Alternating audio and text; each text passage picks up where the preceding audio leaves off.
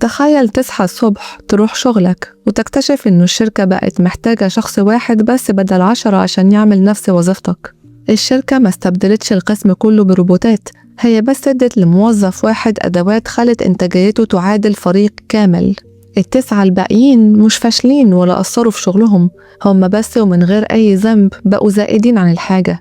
سؤال حلقتنا النهاردة هو إحنا فعلاً داخلين على عصر الإنسان الغير ضروري؟ الجملة دي ممكن تبان قاسية، بس الواقع بيقول إنها بدأت تتطبق بشكل متسارع. كل أسبوع بنسمع عن شركات تقنية وطبية وحتى مالية بتتخلى عن آلاف الموظفين بعد إدخال أدوات الذكاء الاصطناعي، وشركات تانية بقت تطلب من موظفيها ينجزوا نفس الشغل في نص الوقت. حتى في متطلبات التوظيف، السؤال الأول ما بقاش عندك كام سنة خبرة، السؤال بقى بتعرف تستخدم أدوات ال AI بمهارة ولا لأ.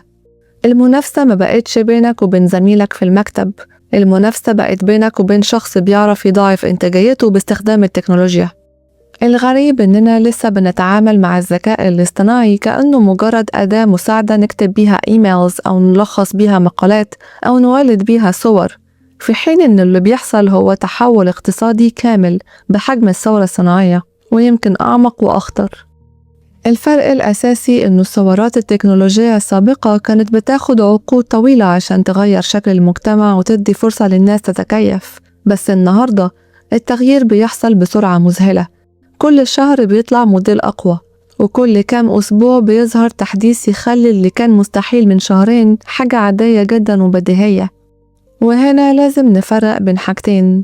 الذكاء الاصطناعي الحالي مش معناه إن الكمبيوتر بقى بيفكر زي الإنسان، أو أننا وصلنا لمرحلة الذكاء العام اللي بيسموه AGI Artificial General Intelligence اللي بتظهر في أفلام الخيال العلمي. اللي عندنا النهاردة هو ذكاء اصطناعي توليدي Generative AI، أنظمة اتدربت على كميات هائلة من البيانات وبقت قادرة تكتشف الأنماط وتولد نصوص وأكواد وتحليلات بسرعة مذهلة. بس رغم إنها مش واعية، هي غيرت بالفعل شكل سوق العمل ومسحت وظائف كاملة قبل حتى ما نوصل للمرحلة دي. الاقتصاد بدأ يتغير بالفعل، ومن الخطأ نفضل مستنيين المستقبل لما يوصل وهو أصلاً بيتشكل قدامنا. طول عمرنا بنسمع المقولة الشهيرة التكنولوجيا بتخلق وظائف أكتر ما بتلغيها، وده صحيح تاريخياً. لما الجرار الزراعي ظهر الناس سابت الحقول وراحت المصانع، ولما الماكينات دخلت المصانع الناس انتقلت للمكاتب والخدمات، ومع الكمبيوتر ظهرت مجالات البرمجة وتحليل البيانات والتسويق الرقمي. الإنسان كان كل مرة بيغير مكانه، بس كان بيفضل هو المحرك والقلب النابض لعملية الإنتاج. بس المرة دي في حاجة مختلفة، لأول مرة بنواجه تكنولوجيا بتنافس الإنسان في آخر خط دفاع عنده، قدرته على التفكير وتحليل المعلومات والابتكار. والشركات في النهاية مش بتشتري الذكاء لذاته، هي بتشتري النتيجة، ولو نفس النتيجة بقت تطلع أسرع وأرخص وبجودة ممتازة، فالمنطق الاقتصادي هيدفع أي مدير إنه يسأل نفسه ليه أدفع ل10 وأنا ممكن أدفع لواحد بس؟ التحول ده مش بيحصل بفقدان شامل للوظيفة مرة واحدة زي ما بنشوف في السينما، بس بيحصل بهدوء من خلال أتمتة المهام Task Automation. أي وظيفة في العالم هي عبارة عن سلسلة مهام صغيرة متجمعة تحت مسمى واحد. الذكاء الاصطناعي مش لازم يعمل الوظيفة كلها من الألف للياء، يكفي إنه يتولى المهام الروتينية والتحليلية اللي كانت بتستهلك 70% من وقتك. والأخطر من كل ده إن التكنولوجيا بدأت تكسر السلم الوظيفي من آخره. الشركات ما بقتش محتاجة تعين موظفين مبتدئين عشان يراجعوا بيانات أو يكتبوا مسودات أو يعملوا أبحاث أولية، لأنه ال AI بيعمل الكلام ده وفي ثواني. السؤال اللي لازم نسأله، لو لغينا الوظائف المبتدئة النهاردة وحرمنا الجيل الجديد إنه يمارس ويبني خبرته من الصفر، منين هيجي الخبراء وكبار الموظفين بعد 10 سنين؟ إحنا كده بنقطع شريان التعلم وبنلغي نقل الخبرة بين الأجيال. ومن هنا ظهر مصطلح بيتردد كتير في كتب الاقتصاد والمستقبل، وهو الطبقة الغير ضرورية The Useless Class. المقصود مش إن الإنسان ملوش قيمة إنسانية، بل إنه النظام الاقتصادي ممكن يوصل لمرحلة ما يبقاش محتاج فيها أعداد كبيرة من البشر عشان يحافظ على نفس حجم الإنتاج والنمو. ودي أول مرة في التاريخ يبقى فيه احتمال إنه الاقتصاد يستمر في النمو بينما الطلب على العمالة البشرية يقل ويتقلص بدل ما يزيد. المشكلة إنه السباق ده بيفرض علينا مفهوم التعلم المستمر continuous learning بشكل قاسي. المهارة اللي بتميزك النهاردة بتتحول للحد الأدنى المتوقع منك السنة الجاية. والأخطر من فقدان الوظيفة نفسها هو الظاهرة اللي العلماء بيسموها ضمور المهارات skill atrophy أو وهم الكفاءة. لما أداة ذكية تطلع لك تقرير معقد أو كود في ثواني أنت بتحس إنك إنتاجي وذكي، بس الحقيقة ده ذكاء الأداة مش ذكائك أنت. ومع الوقت والاعتماد الكلي العضلة الذهنية للتحليل النمطي وحل المشكلات بتبدأ تضعف، ونكتشف بالتدريج إننا بقينا عاجزين عن التفكير واتخاذ القرارات بأسلوب مستقل لو الشاشة اللي قدامنا انطفت. وطبعا في وجهة نظر بتنادي بالتفاؤل وتقول إنه في قطاعات جديدة بالكامل هتتخلق، وده كلام منطقي لو بصينا للأرقام المجردة، لكن الاقتصاد كأرقام بيمسح التجربة الإنسانية. لما تقرير اقتصادي يقول إنه 1,000,000 وظيفة اختفت وظهر مكانها 1,500,000 وظيفة جديدة، التقرير يعتبر ده نجاح مبهر، بس بيتجاهل موظف عنده 45 سنة اشتغل عمره كله في مجال محدد وفجأة خسر شغله وما قدرش يتحول لمهندس ذكاء اصطناعي أو عالم بيانات.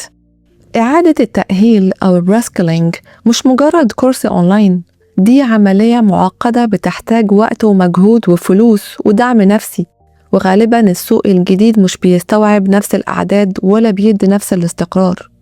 فقدان العمل بياخدنا لأزمة أعمق بكتير وهي أزمة الهوية Identity Crisis.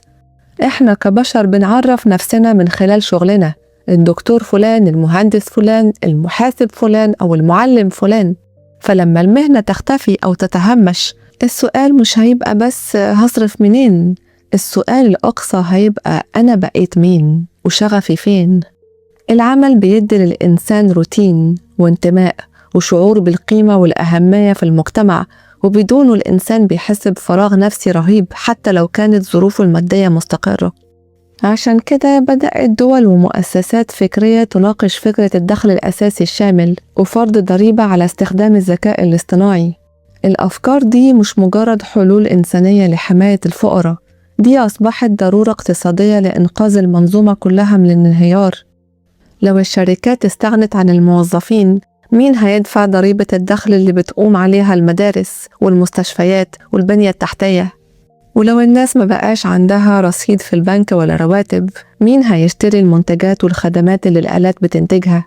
الاقتصاد مش قائم على الإنتاج وبس، الاقتصاد قائم بشكل أساسي على الاستهلاك، والآلة مهما كانت ذكية مش هتشتري موبايل ولا هتسافر ولا هتروح مطعم.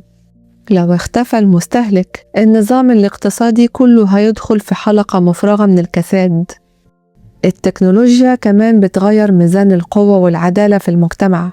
عبر التاريخ الإنسان كان عنده قوة تفاوضية لأنه أصحاب الأعمال كانوا محتاجين لمجهوده، وده السبب الحقيقي اللي جاب للعمال حقوقهم، من تحديد ساعات العمل للتأمين الصحي والأجازات المدفوعة. لو التكنولوجيا خلت الإنسان غير ضروري في عملية الإنتاج الفجوة هتتوسع بشكل غير مسبوق بين أقلية صغيرة تملك أدوات الذكاء الاصطناعي ورأس المال وأغلبية عريضة دورها يقتصر على الاستهلاك فقط. ده غير إنه أدوات ال AI بقت بتستخدم أصلاً في مراقبة الموظفين وتقييم أدائهم وحتى التنبؤ بسلوكهم، وكأنه المدير في المستقبل مش هيكون إنسان، هيكون خوارزمية ما بتنامش وما بتسامحش في أي رقم. في النهاية إحنا قدام 3 سيناريوهات متباينة للمستقبل. السيناريو الأول والوردي إنه التكنولوجيا تزود الإنتاجية وساعات العمل تقل والناس تلاقي وقت أكبر للإبداع والفن والتواصل والعائلة، وتبقى الآلة هي اللي بتخدم الإنسان. السيناريو الثاني هو الأكثر تبايناً لأنه ما ننساش إننا مش في الجنة، المكاسب كلها تروح لقمة الهرم وتزيد الفجوة بين الأغنياء والفقراء وتتحول غالبية الوظائف لعقود مؤقتة وغير مستقرة. السيناريو الثالث هو الكابوسي التكنولوجيا تتحول لأداة للتحكم والسيطرة الرقمية الكاملة، وتتقلص حريتنا وخصوصيتنا تدريجياً تحت إدارة أنظمة ذكية بتحسب كل حركة وكل قرار. بس وسط كل التساؤلات دي في حقيقة مهمة لازم نفتكرها: التكنولوجيا عمرها ما كانت خير مطلق أو شر مطلق، هي مجرد أداة، واللي بيحدد مسارها هو القوانين والأخلاقيات والقيم اللي المجتمع بيختار يفرضها. وفي مساحة كاملة الآلة مهما تطورت مش هتقدر تطالها: التعاطف الإنساني الصادق، الحدس البشري، الحكمة الناتجة عن تجربة المعاناة والنجاح، وبناء العلاقات القائمة على الثقة والروح. الذكاء الاصطناعي يقدر يعالج بيانات، لكنه ما بيحسش بالمشاعر ولا بيفهم معنى الوجود البشري. السؤال الحقيقي والنهائي مش هل الذكاء الاصطناعي هياخد شغلي، السؤال هو إحنا عايزين نبني مجتمع شكله إيه؟ هل هنفضل مستمرين في قياس قيمة الإنسان بناء على إنتاجيته الاقتصادية ومدى فايدته للسوق؟ ولا هنقدر أخيراً نعيد تعريف النجاح والعمل والكرامة الإنسانية بعيداً عن أرقام الأرباح؟ الإنسان عمره ما هيكون غير ضروري للحياة، هيفضل هو الوحيد القادر على الحب والإبداع والتعاطف وبناء المعنى، لكنه ممكن جداً يبقى غير ضروري للسوق. والخطر الأكبر مش إن السوق يستغني عن الإنسان، الخطر الحقيقي إنه الإنسان نفسه يصدق إنه قيمته جاية من السوق بس. السوق اتخلق عشان يخدم الإنسان، مش الإنسان هو اللي اتخلق عشان يخدم السوق.